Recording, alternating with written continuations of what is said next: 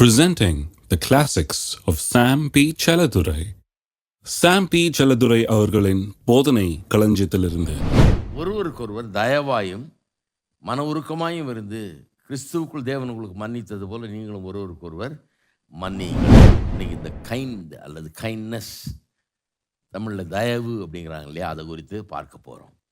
3 விதத்தில் இதை பார்க்க போகிறோம். 3 காரியங்களை கவர் பண்ண போகிறோம். ஒன்று, தயவுனா எது தயவு இல்லைன்றதை முதல்ல பார்ப்போம். ஏன்னா இருளை காமிச்சா தான் வெளிச்சம் நல்லா விளங்கும். நெகட்டிவை பார்த்தா பாசிட்டிவ் நல்லா விளங்கும்.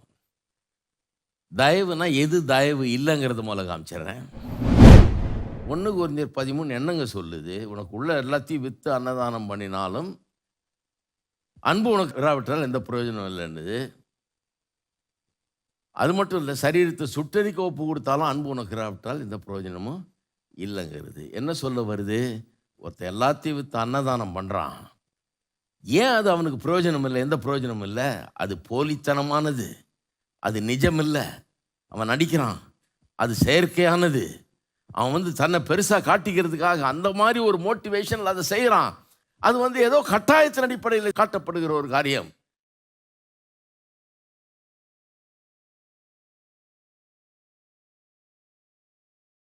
பாருங்க, இந்த கைண்ட்னஸில் பலவிதமான கைண்ட்னஸ் இருக்குது உலகத்தில். நம்ம கைண்ட்னஸ் இவருக்கு இருக்குது அவருக்கு இருக்குதுன்னு பேசுகிறவங்களுக்காக சொல்கிறேன். நான் அதை முதல்ல கிளியர் பண்ணணும். நான் சொல்கிறேன் கைண்ட்னஸ் கிடையாது, அதை முதல்ல புரிஞ்சுங்க. அதெல்லாம் கைண்ட்னஸ் இல்லைன்னு வர்றேன், அதுக்கு தான் அதை சொல்லிகிட்டு இருக்கிறேன்.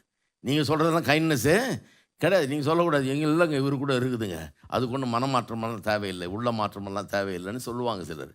நான் சொல்கிறேன் நீங்கள் சொல்கிறது அது கைண்ட்னஸ் கிடையாதுன்றதை நிரூபிக்கிறதுக்காக போயிச்சிட்டு இருக்கிறேன். ஒரு விதமான கைண்ட்னஸ். என்ன கைண்ட்னஸ்னால் டெம்பரமெண்டல் கைண்ட்னஸ். டெம்பரமெண்டல்னால் நம்ம டெம்பரமெண்ட்லேயே அது இருக்குது. எனக்கு கூட கொஞ்சம் இருக்குது அது. அதாவது நம்ம ஒரு இதுலேயே வந்துடுது அது. நான் ஒரு இடத்துல பிரசங்கம் பண்ண போயிருந்தேன் பாருங்கள். ஒரு பெரிய பாஸ்டர், அவர் நிறைய பேர் அவர்கிட்ட வேலை செய்கிறாங்க. அவருடைய சபையில் பிரசங்கம் பண்ணது போய் 70-80 பேர் வேலை செய்கிறாங்க. 70 பேருக்கு மேலே இருக்கும்னு நினைக்கிறாங்க. அவங்க வேலை செய்கிறாங்க. பெரிய ஆஃபீஸெல்லாம் வச்சு பிரமாதமாக நடத்துகிறாங்க. அவர் என்கிட்ட அதை பற்றி பேசியிருந்தார். அப்போ சொன்னார், சாம், இதில் எனக்கு என்ன பிரச்சனைனா இந்த ஹையரிங் அண்ட் ஃபயரிங் தான் எனக்கு பிடிக்கிறதே இல்லை. அது ரொம்ப கஷ்டமான வேலை. ஒருத்தனை ஹையர் பண்ணுறது, அப்புறம் சரியில்லைன்னா அவனை ஃபயர் பண்ணுறது. ஃபயர் பண்ணோன்னு என்ன சொல்கிறான் பாருங்கள், அவர் பாஸ்டராக அவர் ஃபயர் பண்ணிட்டார் பாருங்கள், நம்மளை வீட்டுக்கு அனுப்புகிறாரு. நான் சோத்துக்கு என்ன பண்ணுறது, இந்த மாதிரி ஒரு ஆள் பண்ணுறான், நல்லா பாஸ்டராக இருக்க முடியுமா அப்படின்னு நம்மளை போட்டு திட்டுறானுங்க. அதனாலேயே நான் என்ன பண்ணிட்டேன், இதுலேருந்து கலந்துக்கிட்டேன். நான் ஒரு ப்ரொஃபஷனல் ஆளை கொண்டாந்து நீ ஹையர் பண்ணு, நீ ஃபயர் பண்ணு, ஹையரிங் ஃபயரிங் மேனேஜர்னு ஒருத்தனை வச்சுருக்காரு. வச்சுட்டு என்கிட்ட சொல்கிறாரு, நீ கூட வளர்ந்து வரும்போது இந்த மாதிரி பண்ணிக்க, நீ ஹையரிங் ஒரு ஆள் ஃபயரிங் ஒரு ஆள்னு வச்சுரு. அவன் ஹையர் பண்ணிக்கிட்டும் ஃபயர் பண்ணிக்கிட்டு நீ ஒன்றும் பண்ண வேண்டியதில்லை, உனக்கு எந்த கெட்ட பேரும் வராது. நீ பாட்டுக்கு பிரசங்கம் பண்ணிட்டு போயிட்டே இரு, வேலையை பார்த்துக்கிட்டு. ஃபயரிங் எல்லாம் இவரும் பண்ணுறேன். எனக்கு அது ரொம்ப நல்லதாக தோணுச்சு. ஏன்னா எனக்கும் இதே பிரச்சனை தான். யாராவது ஒன்று ஒழுங்காக வேலை செய்யலாம், அவனை அனுப்புறது எனக்கு பெரிய கஷ்டமாக இருக்குது. அவனை கூப்பிட்டு, பா நாளிலேருந்து வராத நீ வேலைக்கு, உனக்கு சம்பளம் தர முடியாது, உன்னை வச்சுக்க முடியாது அப்படின்னு சொல்கிறதுக்கு எனக்கு மனம் வரமாட்டேங்குது. அது ஒரு வீக்னஸ், அது ஒரு இன்னபிலிட்டி. பாருங்கள், வாய் வரமாட்டேங்குது, மனம் வரமாட்டேங்குது. ஏன்னா அவன் எங்கே போவான், என்ன பண்ணுவான், இப்போ அவன் கஷ்டப்படுவானே அப்படின்னு. அவன் கஷ்டப்படுவான்னு அது நம்மளுக்கு கஷ்டமாக இருக்குது. இந்த மாதிரி பிரச்சனைகள் இருக்குது. சொல்கிறதுக்கு வாய் வரமாட்டேங்குது பாருங்கள். அது அது அது என்னன்னு தெரியல. அது சிலர் ரொம்ப துடுக்காக சொல்லுவாங்க. சில வீடுகளில் பாருங்கள், புருஷன் பொண்டாட்டின்னு இருப்பாங்க. புருஷன் சொல்கிறதுக்கே பென்னு வேறு ஒன்று, மனைவி டப்பு டப்புன்னு சுடுற மாதிரி சொல்லிட்டு போயிடுவாங்க. மடார்னு என்னானாலும் பரவாயில்ல பார்த்துக்கலாம், இந்த ஆளுக்கு ஒன்றும் வர மாட்டேங்குது வாயில், நான் சொல்கிறேன் வாங்கன்னு சொல்லிட்டு வா வா போ அப்படின்ட்டுருவாங்க. ரொம்ப தெரிஞ்ச மாதிரி சிரிக்கிறீங்க எல்லாம். என்ன சொல்ல வர்றேன்னா, சிலருக்கு அது கஷ்டம், சிலருக்கு டெம்பரமெண்ட்டுங்க. அது ஒரு மனுஷனுடைய அவனுக்குள்ள ஆழமாக இருக்கிற அந்த குணத்தினுடைய இது காரியம். அது மாற்றுறது கொஞ்சம் ரொம்ப கஷ்டம். அந்த ஆளை அப்படி மாற்றுறது ரொம்ப. ஆனால் அவன் மனைவி மாதிரி மாற்றி பாருங்க முடியாது. அதனால தான் அவங்க 2 பேரும் சண்டை போட்டுன்னு இருப்பாங்க. நீ பேசாமல் இரு பண்ணுவான், அவன் நீ பேசாமல் இரு, உனக்கு ஒன்றும் தெரிய மாட்டேங்குது. அது ஒரு டெம்பரமெண்டல் நைஸ்னஸ். அது அதனால் அந்த ஆள் ஃபயர் பண்ண மாட்டேங்கிறார். இப்போ நான் ஃபயர் பண்ண மாட்டேங்கிறதுனால என்ன நல்லவன் நீங்கள் சொல்ல முடியாது. ஏன்னா நான் ஃபயர் பண்ணலனாலும் ஆண்டவரே தயவு செய்து இவனை தூக்கும் அப்படின்னு ஜெபம் பண்ணிட்டு இருக்கிறேன். நான் உண்மையாக சொல்கிறேன், ஜெபம் பண்ணியே அனுப்பிச்சிருக்கிறேன். சிலர் ஜெபம் பண்ண போயிடுவாங்க.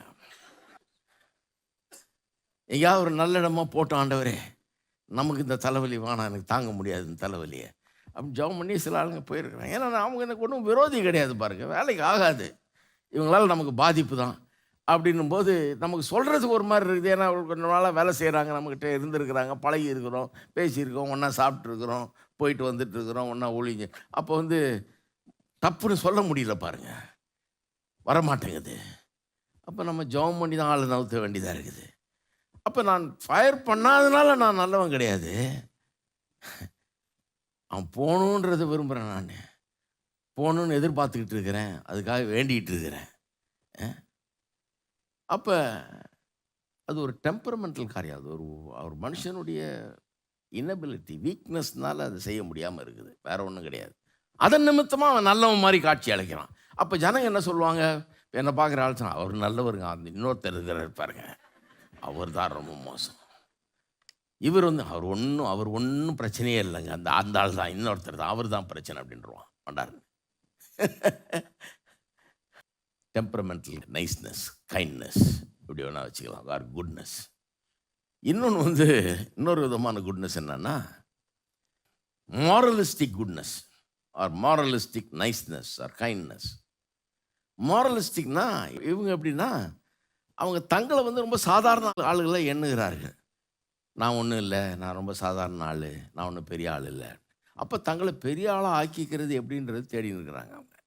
அதுக்காகவே தான தர்மம் பண்ணுறது, ஏதாவது அதை பண்ண இதை பண்ண, இவங்களுக்கு உதவி செஞ்சேன் அவளுக்கு உதவி செய்தேன்னு எதாவது ஒன்று செஞ்சு ஒரு நல்ல பேரை வாங்கி மேலே வரணும்னு அதுக்காகவே இப்போ அதிலெல்லாம் சேர்றாங்க.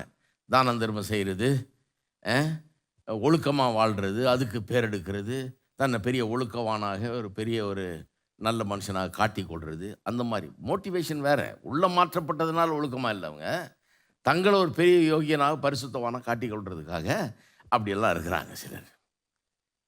அப்போ அவர்களுடைய இது என்னன்னா உதவி செய்வாங்க, கைண்டாக இருப்பாங்க. கைண்டாக இருக்கிறதுனா என்ன, இன்னொருத்தருக்கு ஏதாவது செய்வாங்க, உதவி செய்வாங்க.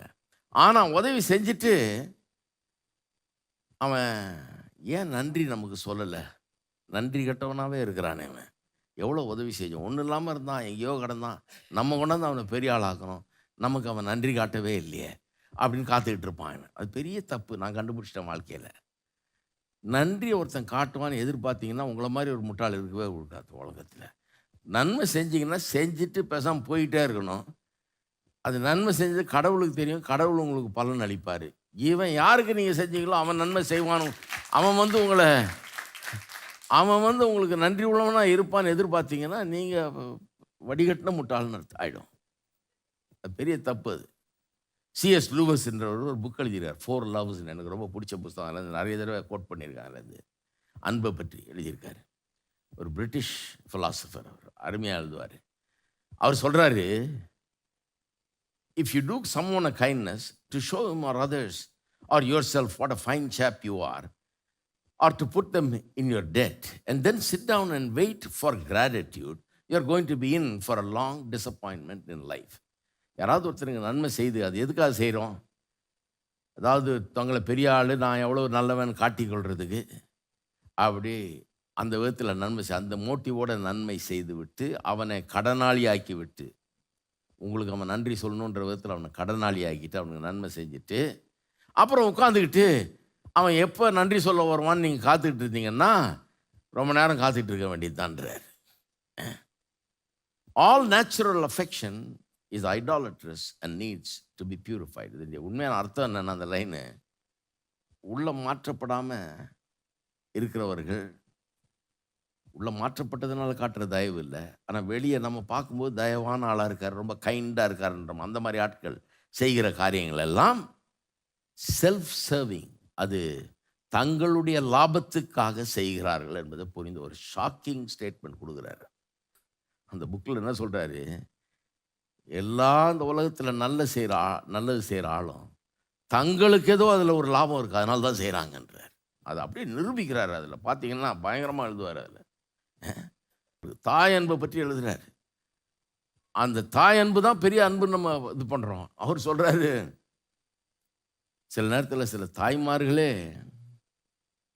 பிள்ளைகள் மேலே உண்மையாக அன்பு கூறுறதுன்னு மட்டும் கிடையாது, அதாவது தங்களை சுற்றி தான் எல்லாம் சுழலணும், வீடே தங்களை சுற்றி தான் சுழலணும் அப்படின்னு சொல்லிட்டு அந்த ஒரு நோக்கத்தோட தாங்க தான் எல்லாத்துக்கும் மையமாக இருக்கணுங்கிற நோக்கத்துக்காக கிடந்து காலையிலேருந்து சாயந்தரம் வரைக்கும் வேலை செய்வாங்களாம். அன்புனால அல்ல, இந்த ஒரு நோக்கத்தினால தன்னை சுற்றி தான் எல்லாம் தான் இல்லைன்னா ஒன்றும் கிடையாது அப்படின்றத காட்டுறதுக்காக சுயநலம் தாய் அன்பில் கூட இருக்குதுன்றாங்க. உலக பிரகாரமான அன்புகளில் தாய் அன்பு அவ்வளோ உயர்ந்ததுன்னு ரொம்ப பெருமையாக பேசுகிறோம். அவர் சொல்கிறாரு, அந்த தாய் அன்புக்குள்ளே கூட கரை படிந்து இருக்கிறது, பாவத்தின் கரை தெரிகிறது, சுயநலம் இருக்குதுன்றார். அந்த மாதிரி ரொம்ப அருமையான புக் அது. அவர் இப்படி சொல்கிறாரு. சரி, அப்போ டெம்பரமெண்டல் கைண்ட்னஸ் இருக்குது, மாரலிஸ்டிக் கைண்ட்னஸ் இருக்குது. மூணாவது வந்து அன்கைண்ட்னஸ், தயவே இல்லாத ஆளுங்க. அந்த மாதிரி ஆளுங்க நிறைய பார்த்துருக்குறோம் நம்ம, இல்லையா? தயவே இல்லாத ஆளுங்கன்னா எதை பற்றியும் கவலைப்பட மாட்டாங்க, உண்டு இல்லைன்னு ஆகிடுவாங்க அவங்க. பொதுவாக அப்படிப்பட்ட ஆட்கள் எப்படிப்பட்டவர்கள்னா நல்லா கொஞ்சம் படித்தவங்களாக இருப்பாங்க, திறமைசாலிகளாக இருப்பாங்க. அவங்களுக்கு கொடுக்குற வேலையை அவங்க ஃபீல்டில் ரொம்ப திறமை இருக்கும், அவங்களுக்கு டக்குன்னு புரிஞ்சுக்குவாங்க, டக்குன்னு செய்வாங்க, ரொம்ப டேலண்டடாக இருப்பாங்க, அப்படி இருப்பாங்க. இதில் அவங்களுக்கு என்ன பிரச்சனைனா, அவங்க பிரச்சனை வேறு, நம்ம பிரச்சனை வேறு. அது என்னென்னா, நமக்கு வந்து போன்னு சொல்கிறதுக்கு வாய் வர மாட்டேங்குது, அதுக்கு மனசு வர மாட்டேங்குது, இயலாமை, அது செய்ய முடியாமல் இருக்கிறோம்.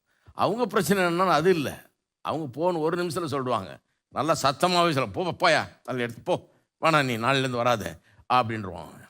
அவனுக்கு அது போன்னு சொல்கிறது ஒரு இதே கிடையாது, அதுக்கு ஒரு இன்பம் மாதிரி அவனுக்கு. அது வர சொல்ல அவனை இங்கே அப்படின்னு சொல்லி கூப்பிட்டு அதிகாரம் பண்ணி, நீ போ, இந்தா சீட்டை கிழிச்சாச்சு உனக்கு அப்படின்னு சொல்கிறான். இப்போ ஆளுகள்லாம் இருக்குது. அவன் பிரச்சனை என்னன்னா, நம்ம பிரச்சனைக்கு ஆப்போசிட். நம்ம வந்து எப்படி போன்னு சொல்கிறதுன்னு ரொம்ப யோசிக்கிறோம். அவனுக்கு என்ன பிரச்சனைனா, அந்த வீக்னஸ் அவன்கிட்ட கிடையாது. அவனுடைய வீக்னஸ் என்னது? அவன்கிட்ட ஒரு வீக்னஸ் இருக்குது, என்ன தெரியுமா?